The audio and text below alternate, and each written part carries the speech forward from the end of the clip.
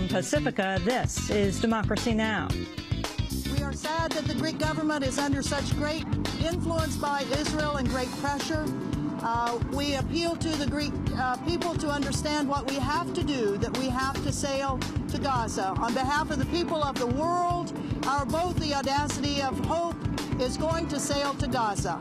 U.S. activists are still vowing to set sail to Gaza, despite being turned back by Greek authorities in their first attempt.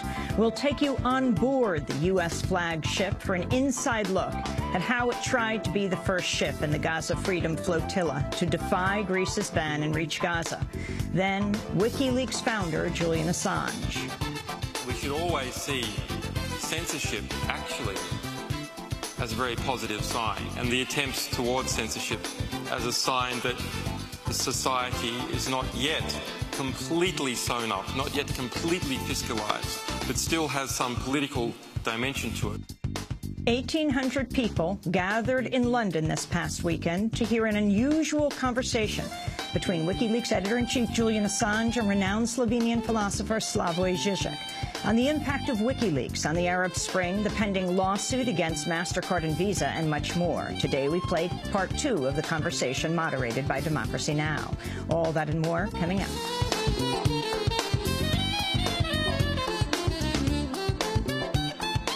Welcome to Democracy Now!, democracynow.org, The War and Peace Report. I'm Amy Goodman.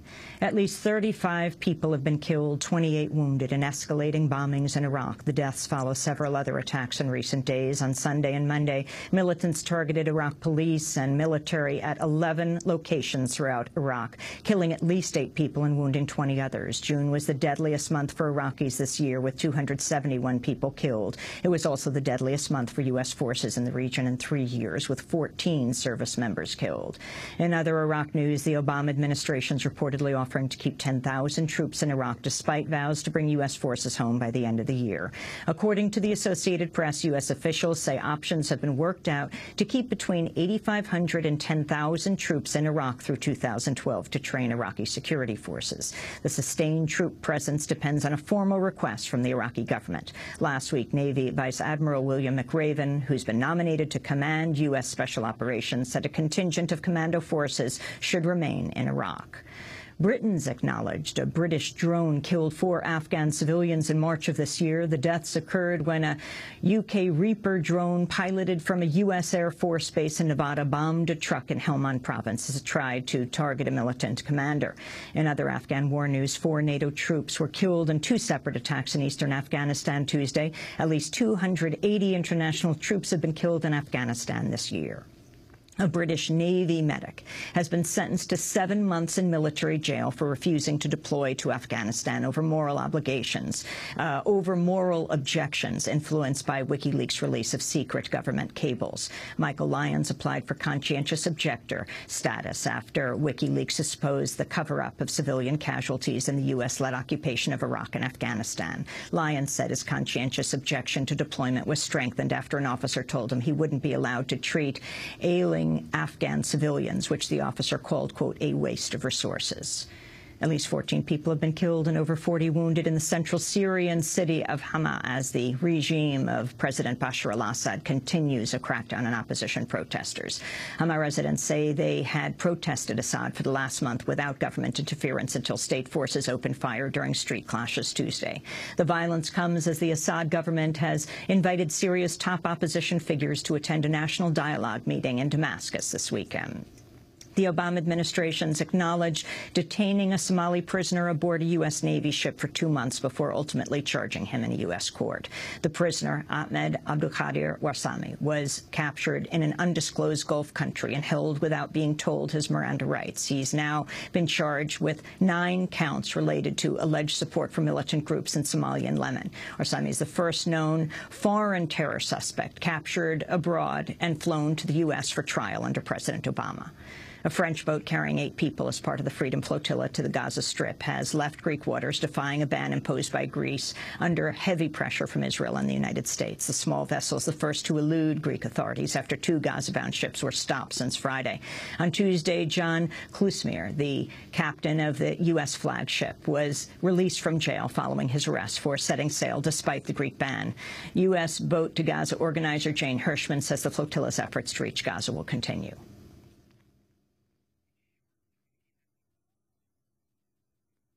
We will be sailing to Gaza. They will not stop us. Our captain has said what he's really concerned about is not his case, but the fact that he wants ships to go to Gaza, and he wants to communicate that to the world.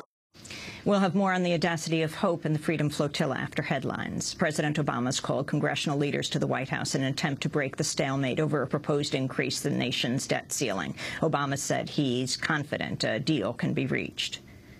I've asked leaders of both parties and both houses of Congress to come here to the White House on Thursday so we can build on the work that's already been done and drive towards a final agreement. It's my hope that everybody's going to leave their ultimatums at the door, that we'll all leave our political rhetoric at the door, and that we're going to do what's best for our economy and do what's best for our people. The oil giant ExxonMobil has acknowledged it's yet to develop a repair plan for a ruptured oil pipeline beneath Montana's Yellowstone River. Exxon says as much as 42,000 gallons of crude oil has leaked into the water and onto surrounding lands. On Tuesday, Democracy Now! Spoke to area resident farmer Alexis Bonagovsky about the rupture.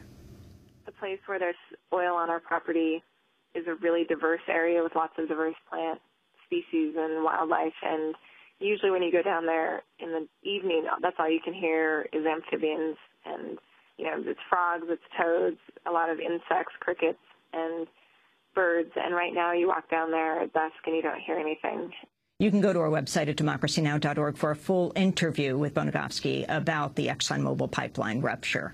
And the Obama administration's reversed a long-standing U.S. policy to deny presidential condolence letters to families of soldiers who've committed suicide. Democracy Now! Broke the story in 2009 when we interviewed the parents of Chancellor Kiesling, a U.S. soldier who took his own life during his second tour of duty in Iraq. During his first deployment, Chancellor suffered mental health issues so severe he was placed on suicide watch. After getting back to the United States, Chancellor turned down a bonus offer to return to Iraq in the hopes he would not be redeployed and could get his life together. He committed suicide 1 month after the military forced him to return. And those are some of the headlines. This is Democracy Now!, democracynow.org, The War and Peace Report. I'm Amy Goodman. A French boat carrying 8 people as part of the Freedom Flotilla to the Gaza Strip has left Greek waters, defying a ban imposed by Greece under heavy pressure from Israel and the United States. The small boat's the first to elude Greek authorities after 2 ships were stopped since Friday. The ships are trying to reach Gaza just over a year after Israeli forces killed 9 people aboard the first Freedom Flotilla. Well, Democracy Now! Has been covering the mission of the U.S. flagship and the new flotilla, dubbed The Audacity of Hope, after President Obama's best-selling book.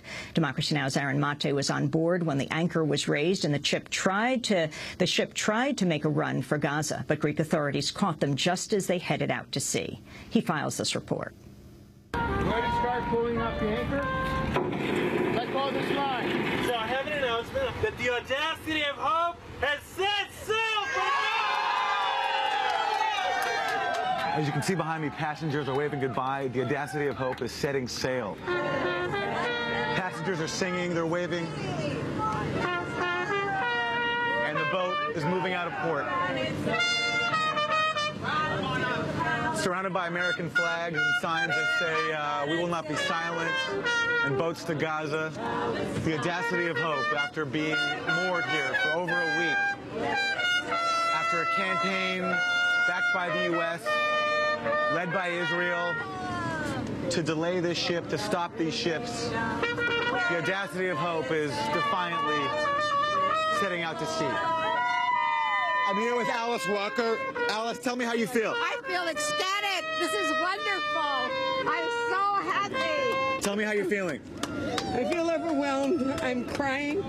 I've been working for a year for this moment to sail to Gaza. We're in the ocean. I feel the winds. I'm with wonderful people. Hey, Hetty, tell me how you're feeling. Great. I'm going to make it. You're going to make it? Yes. You're going to make it to Gaza? We're all going to make it. Did you think that we were going to leave? Of course we were going to leave at some point, but we left sooner than I thought. Ken, tell me how you're feeling. Fantastic. Just and seeing Alice here and singing that song, I mean, I'm choked up. It's just a great moment. We'll see how far we get, but I think we've shown that it's going to take a hell of a lot to stop us. You know, we're going to do everything we can non-violently to get where we want to go.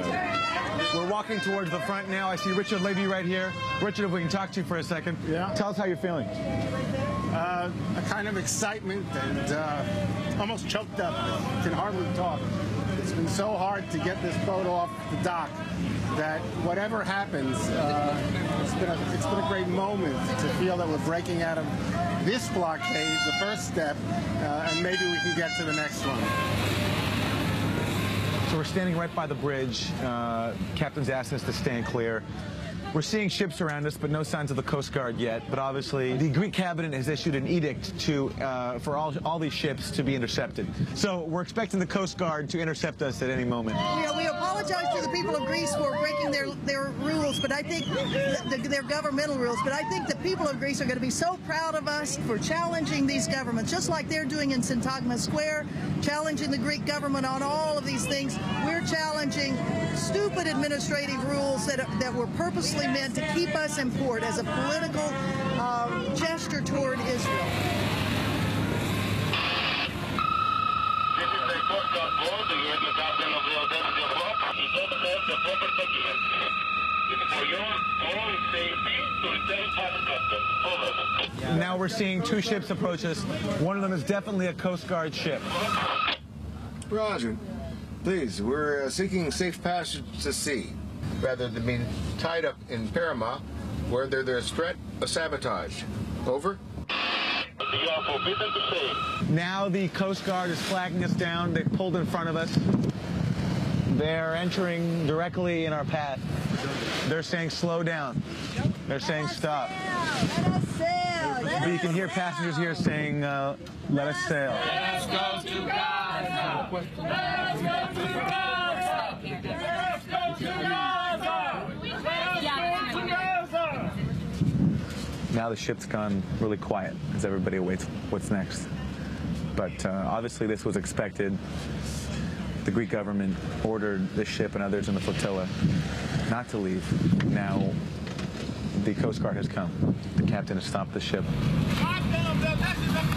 The Coast Guard officer is calling the captain. Yes, sir.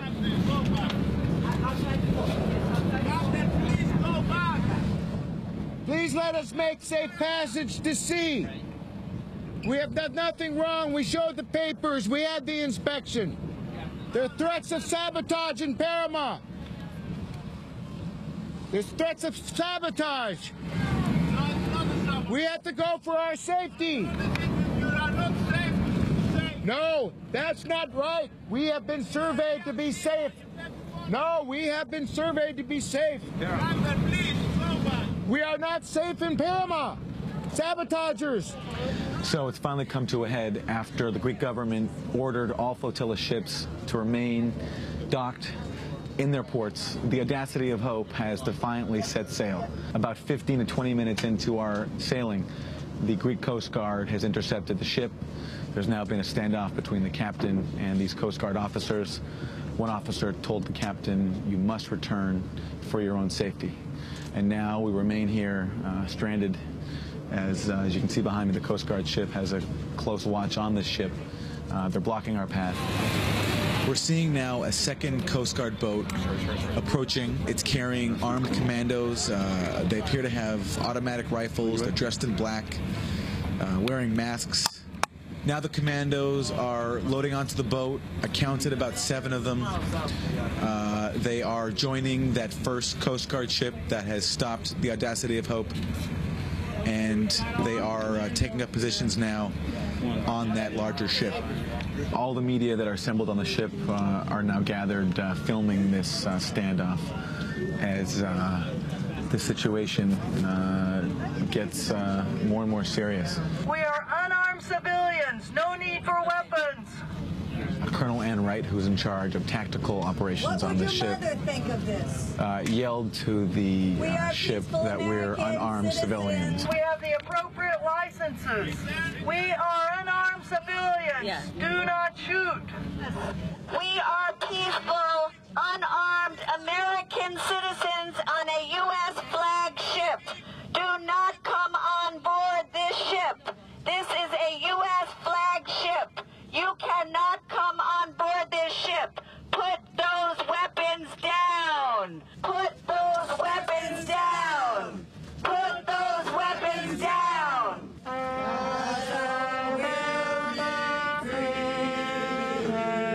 The scene here is, it's hard to capture just how tense this moment is, but yet in the face of that, protesters are still defiant and standing up to the threat of a raid. No, they're calling for the captain.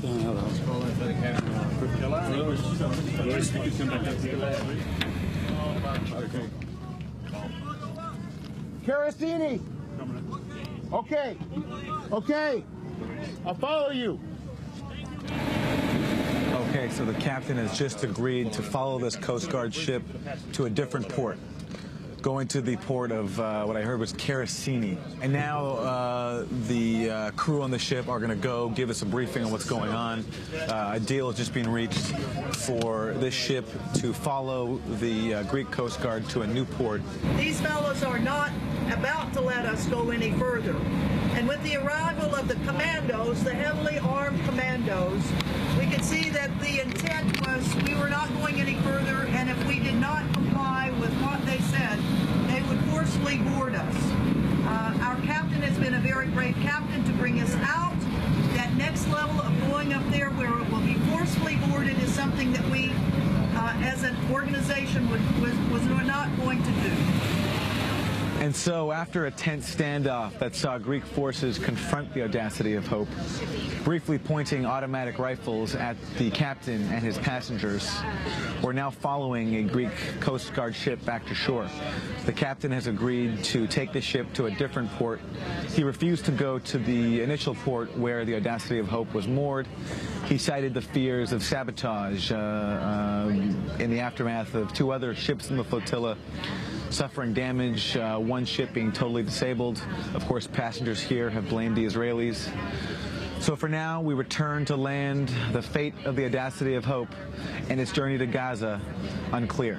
Alice Walker, we're close to docking. Can you share with us your thoughts? Well, I feel very happy. I feel that we actually moved closer to Gaza. We didn't get to Gaza, of course, but the people will know that we made every effort to get there. And so I feel that we succeeded. I feel that we have won. Whatever victory there was, it was in our doing this together peacefully and more or less happily. And now we're going back to port.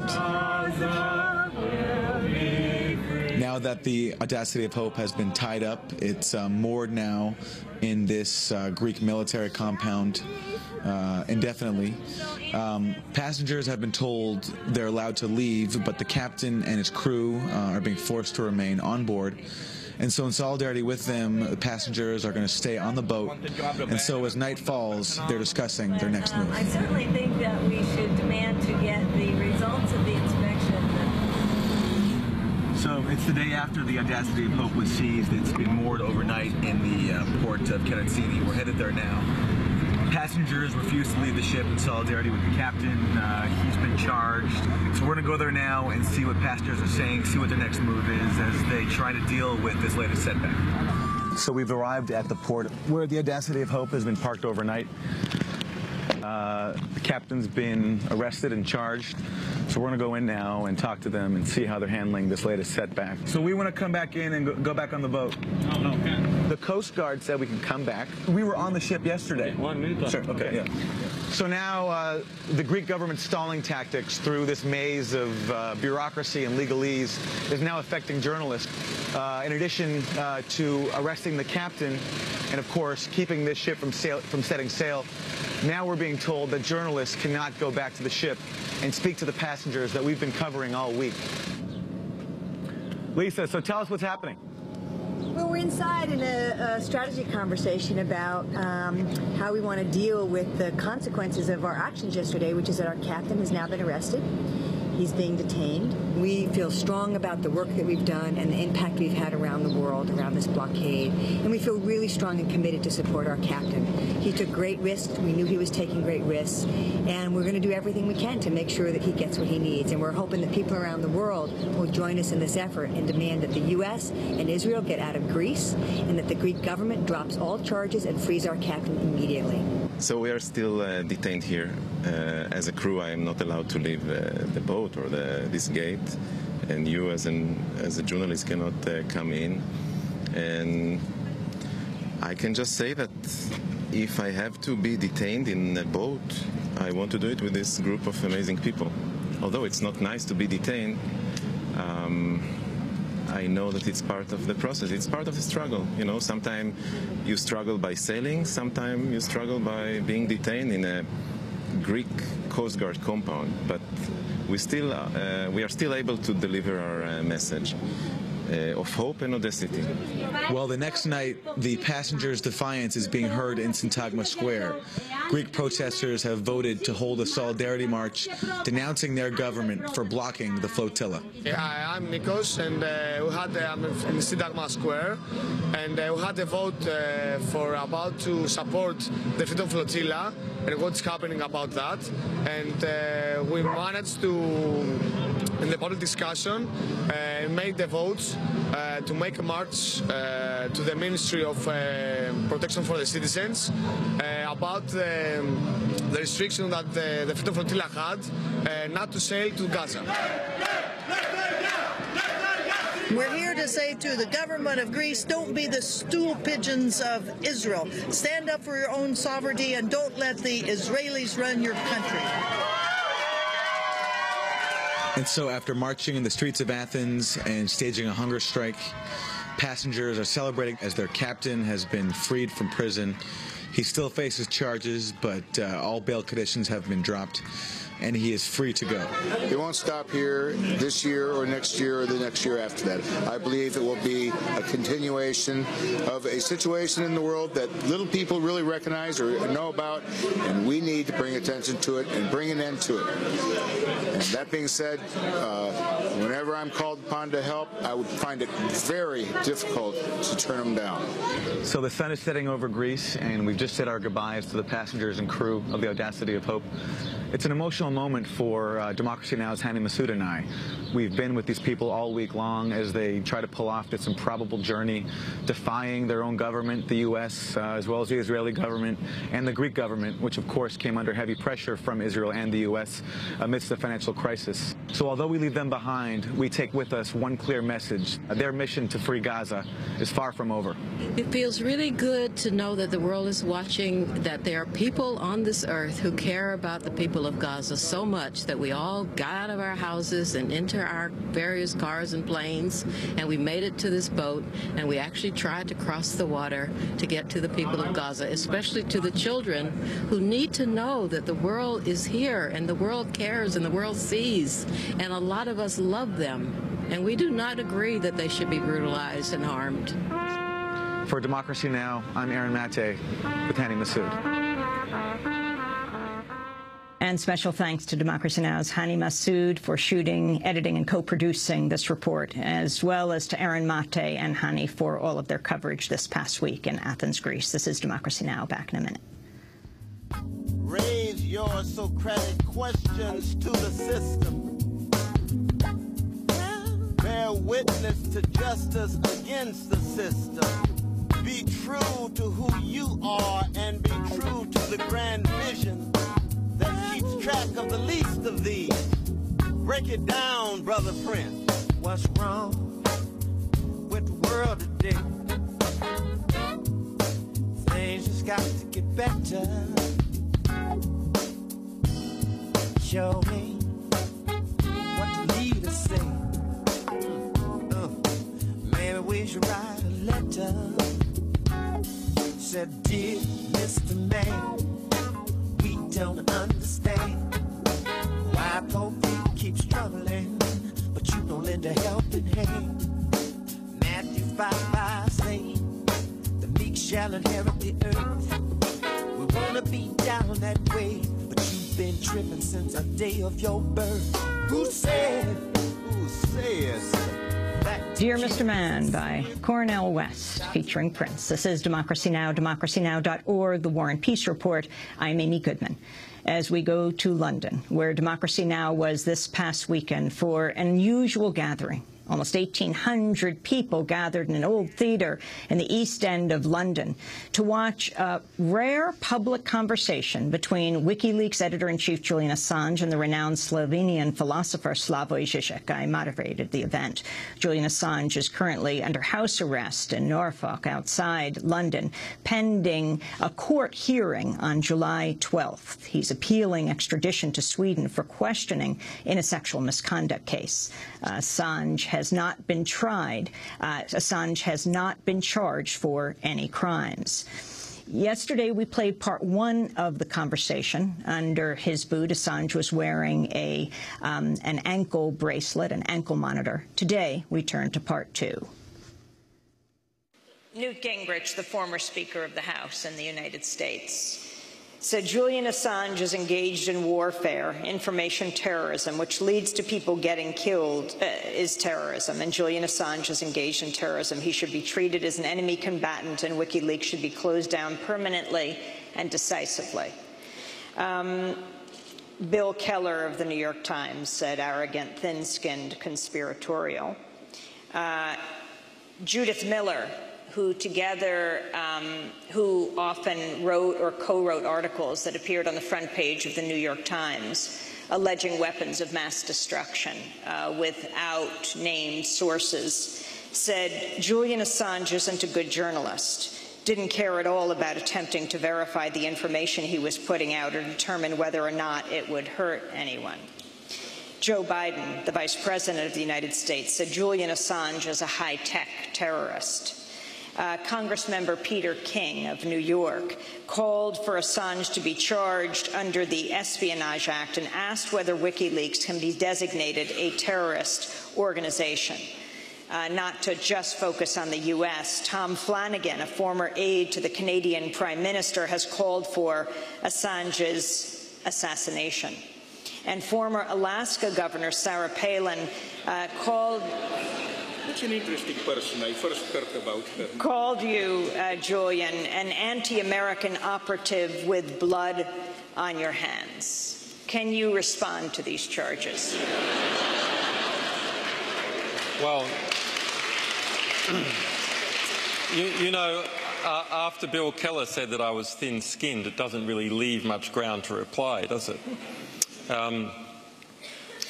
Sarah Palin also once on Twitter complained about my grammar, which is really the biggest insult for me. I mean, calling for a drone attack is perfectly understandable, but correcting my grammar from Sarah Palin, that's a real insult. That event in the United States was very interesting. I mean, obviously the calls are wrong and outrageous and so on, but the social and political event in which they occurred was fascinating.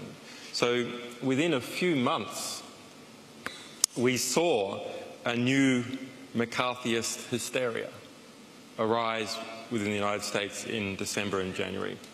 January this year, December last year. And that is quite worrying, that a new McCarthyism can come up so quickly. On the other hand, yes, there are a lot of opportunistic politicians playing to their base, playing to their pals in the military-industrial complex. On the other hand, you know, power that is completely unaccountable is silent.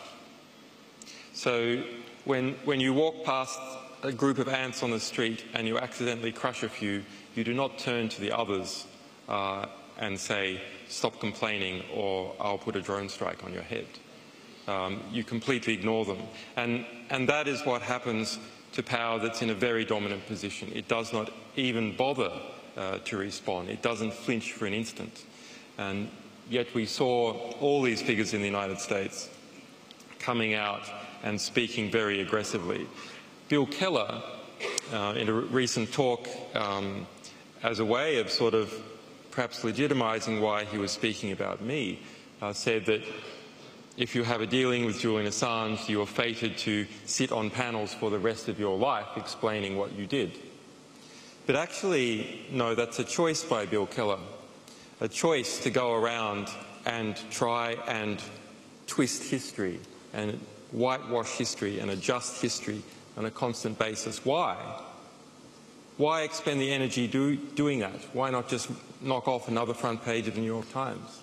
Because actually these people are frightened of the true part of history coming up and coming forth. So I see this as a very positive sign.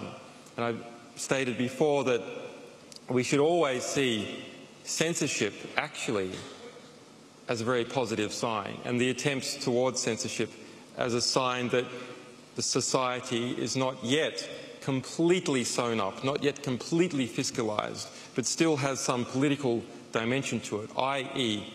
what people believe and think and feel and the words that they listen to actually matters. Because in some areas it doesn't matter.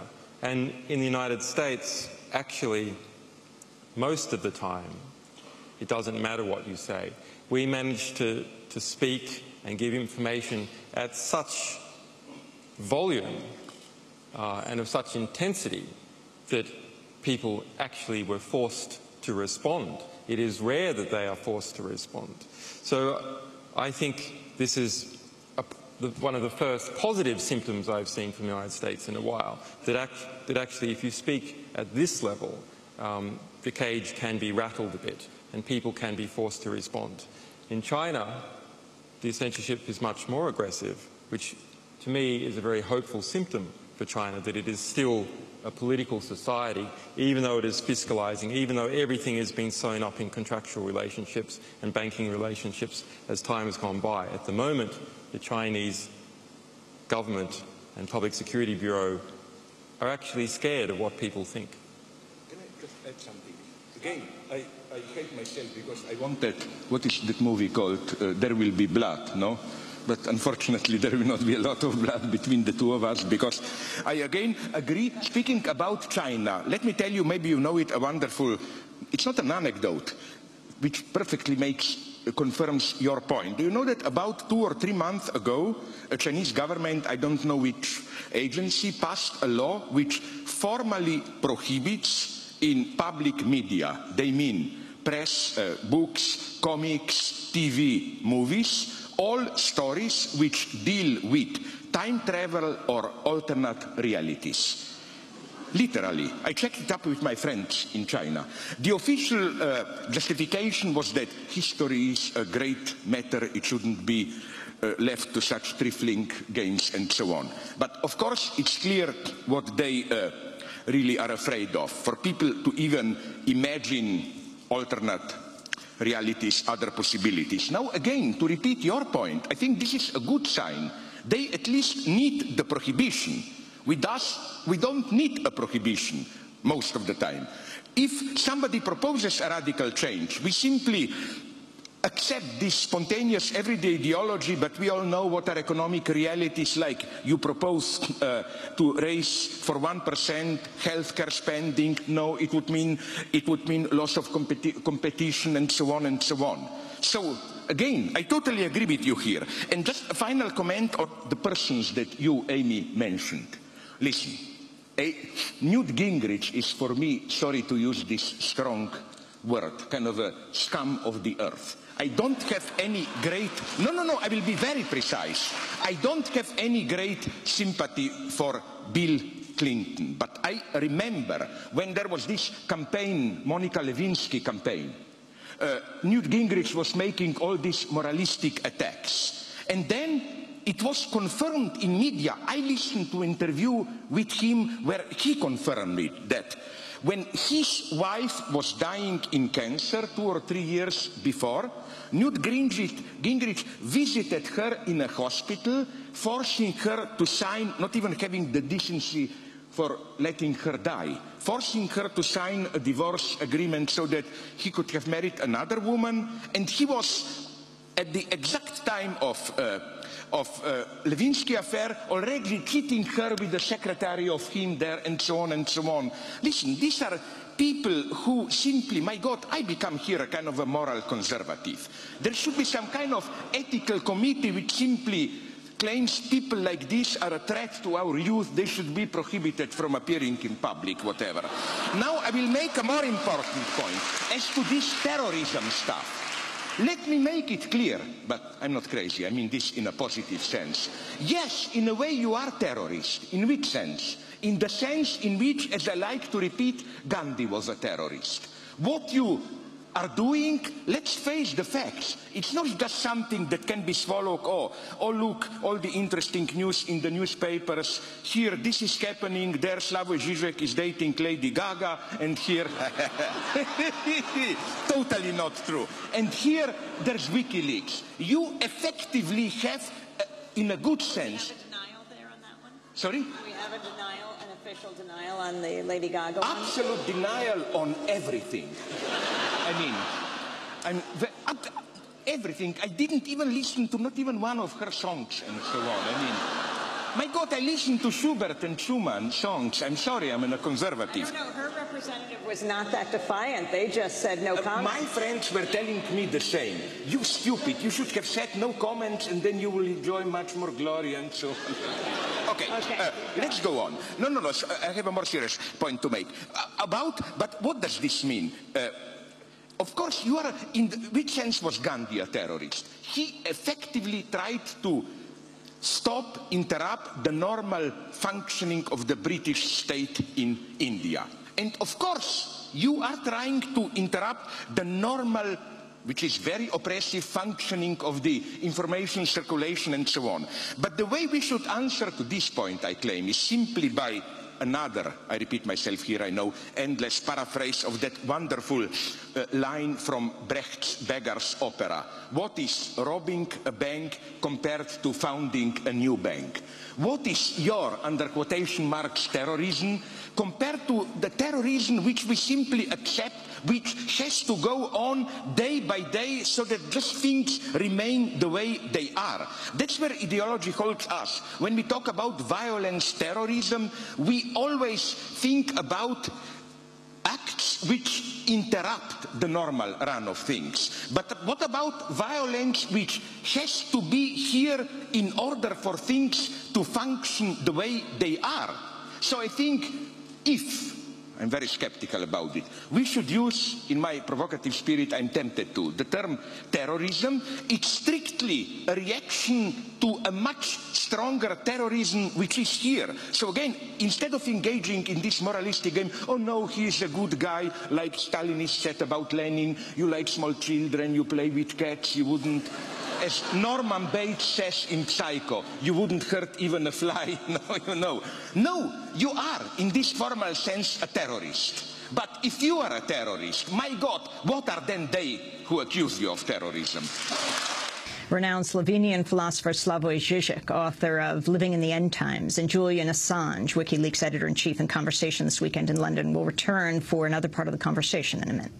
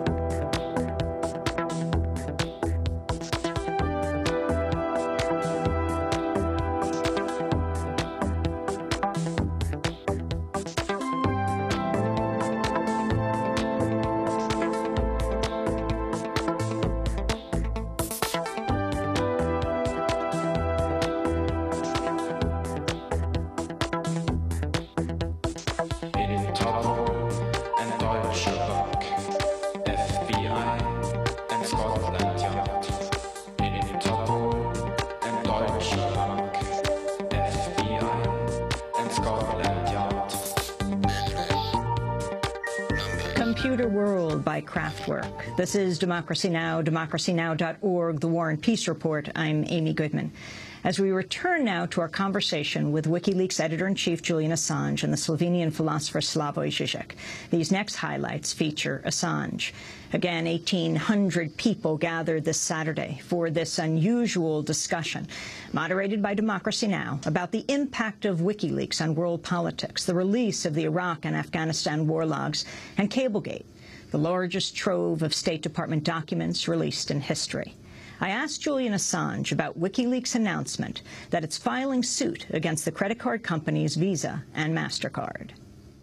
You know, when Daniel Ellsberg released the Pentagon Papers, actually I spoke to Daniel Ellsberg last night, he told me an incredible story about that, but did you know the New York Times had 1,000 pages of the Pentagon Papers 1 month before Daniel Ellsberg gave the Pentagon Papers to the New York Times? Fresh news. Amazing stuff. Yeah, I'll leave that aside. Sorry, what was the question? Oh, yes, the MasterCard. So, when Daniel Ellsberg released the Pentagon Papers, did they suddenly change things? Actually, Nixon was re-elected after Daniel Ellsberg released the Pentagon Papers. The Vietnam War didn't stop. The information was very important in all sorts of ways, and its importance over time was very important. The most important thing to come out of the Pentagon Papers was the reaction to the Pentagon Papers, because the Pentagon Papers described a situation in the past, what the past was like, but the reaction to the Pentagon Papers described what was going on right now. And it showed a tremendous overreach by the Nixon administration, various attempts to cover things up. And actually, the New York Times really probably wouldn't have published the Pentagon Papers unless they thought it was going to be published anyway, which they did. It was scheduled to be published in 4 months' time in a book.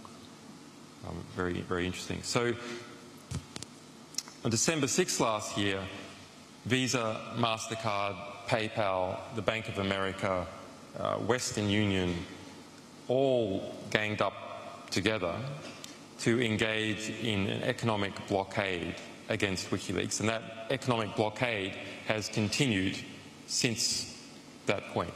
So it's over 6 months now. We have been suffering from an extrajudicial economic blockade that has occurred without any process whatsoever. In fact, the only 2 formal investigations into this, one was on January 13 last year by Timothy C. Geithner, the Secretary of the Treasury, who found that there was no lawful excuse to conduct an economic blockade against Wikileaks. And the other was by a Visa subsidiary who was handling our European payments, Teller, who found that we were not in breach of any of Visa's bylines or regulations. Those are the only 2 formal inquiries. And yet, the blockade continues. It's an extraordinary thing that we have seen that Visa, MasterCard, Western Union and so on are instruments of US foreign policy, but instruments of not US as in a state operating under law's foreign policy, but rather instruments of Washington's patronage network policy. So there was no due process at all. And so over the past few months, we have a number of cases on, so we've been a bit distracted, but over the last few months we have built up a case against Visa and MasterCard under European law. And Visa and MasterCard together own about 95% of the credit card payment industry in Europe, and therefore they have a sort of market dominance, and that means under European law they cannot engage in certain actions that to unfairly remove people from the market. Julian Assange, I wanted to ask you about the Arab Spring and about what you see as WikiLeaks' role in what started in Tunisia onto Egypt, we're seeing in Bahrain, Yemen, Syria, Libya. What role did WikiLeaks play?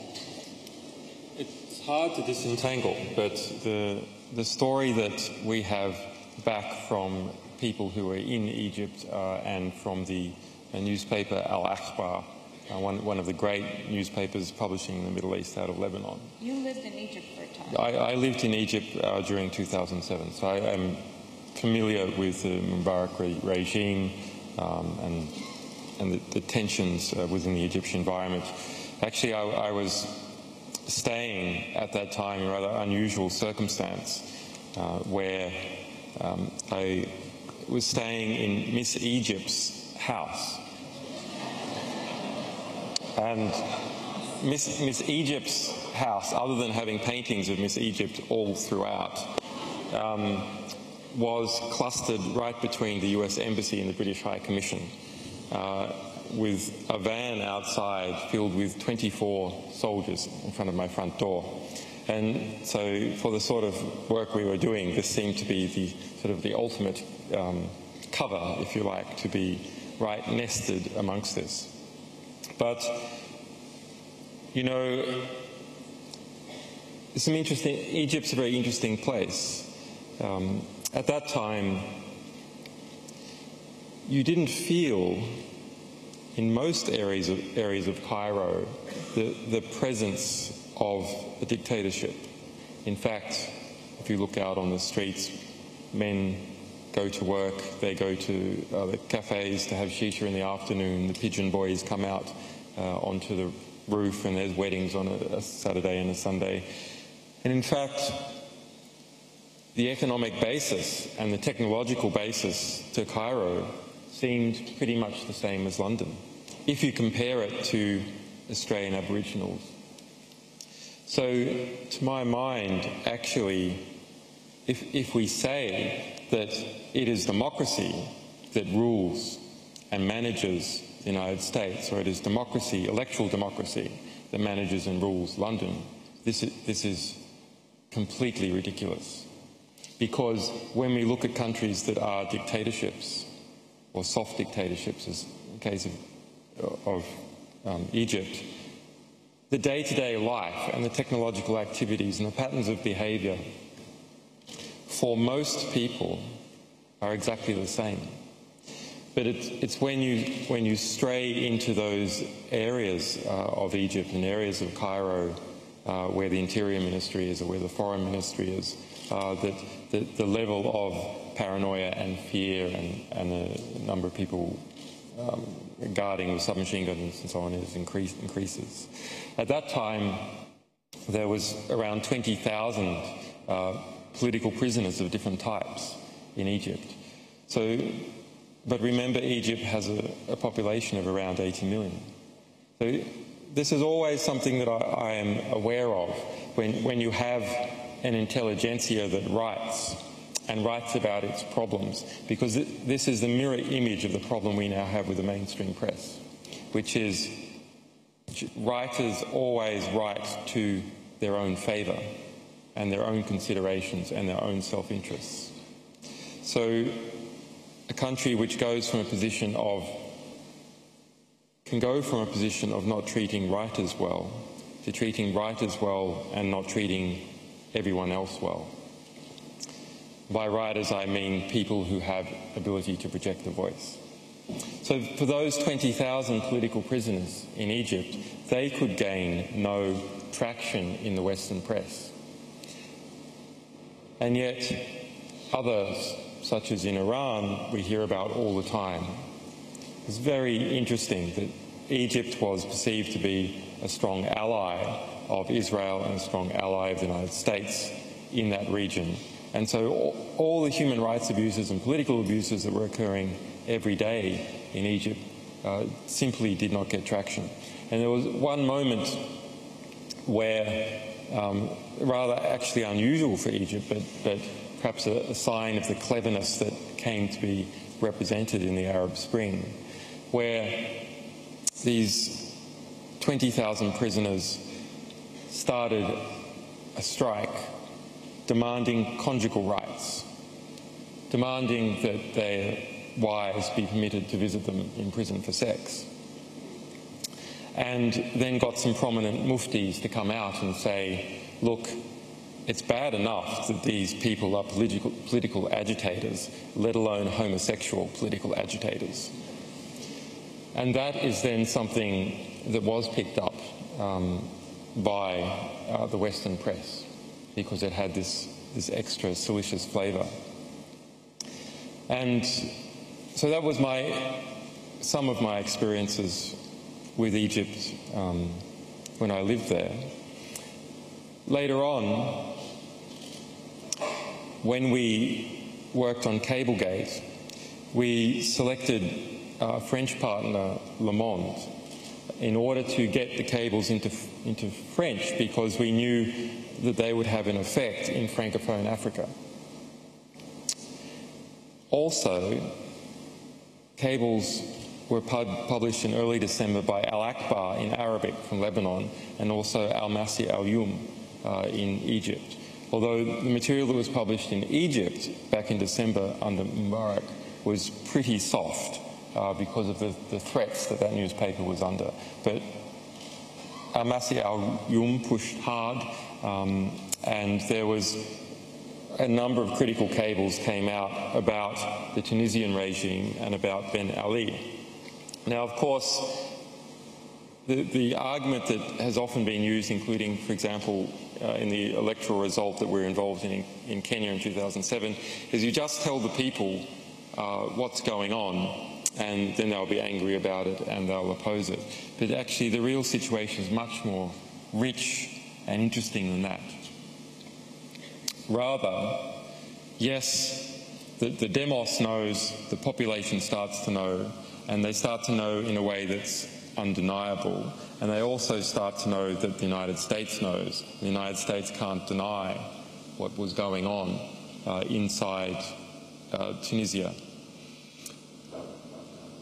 And then the elites within the country and without the country also know what is going on, know they can't deny. So a situation developed where it was not possible for the United States to support the Ben Ali regime and intervene in a revolution in Tunisia in the way that it might have. Similarly, it was not possible for France to support Ben Ali or other partners in the same way that they might have been able to. Also, in our strategy in dealing with this region, and our survival strategy for Cablegate was to overwhelm. That is, we have Saudi Arabia, for example, propping up a number of states in the Middle East, in fact invading Bahrain even to do this. But when these states have problems of their own to deal with and political crises of their own to deal with, they turn inwards and they can't be involved in this prop-up. So Cablegate as a whole caused these elites that prop each other up into region within the Arab-speaking countries and between Europe and these countries and between the United States and these countries to have to deal with their own political crises and not spend time giving intelligence briefings on activists or sending in the SAS or other support. And activists within Tunisia saw this very quickly. I think they started to see an opportunity. And that information, our site, a number of Wikileaks sites, were then immediately banned by the Tunisian government. Al Akbar was banned by the Tunisian government. A hacker attack was launched on Al Akbar. Many were launched on us, but we'd come to defend against them. Al Akbar was taken down. Their whole newspaper was redirected to a Saudi sex site. Believe it or not, there is such a thing as a Saudi sex site. And they wrested it back through involvement of the foreign ministry in Lebanon, and then what I believe to be state-based computer hackers, because the degree of the sophistication of the attack, came in and wiped out all of Al Akbar's cable publishing efforts. The cables about Tunisia were then spread around online in other forms, translated by a little internet group called Wikileaks, and so presented a number of different facets that everyone could see and no one could deny that the Ben Ali regime was fundamentally corrupt.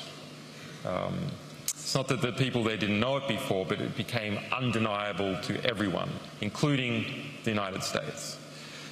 And that the United States, or at least the State Department, could be read that if it came down to supporting the army or Ben Ali, they would probably support the army, the military class, rather than the political class. So that gave activists and the army a belief that they could possibly pull it off. But this wasn't enough.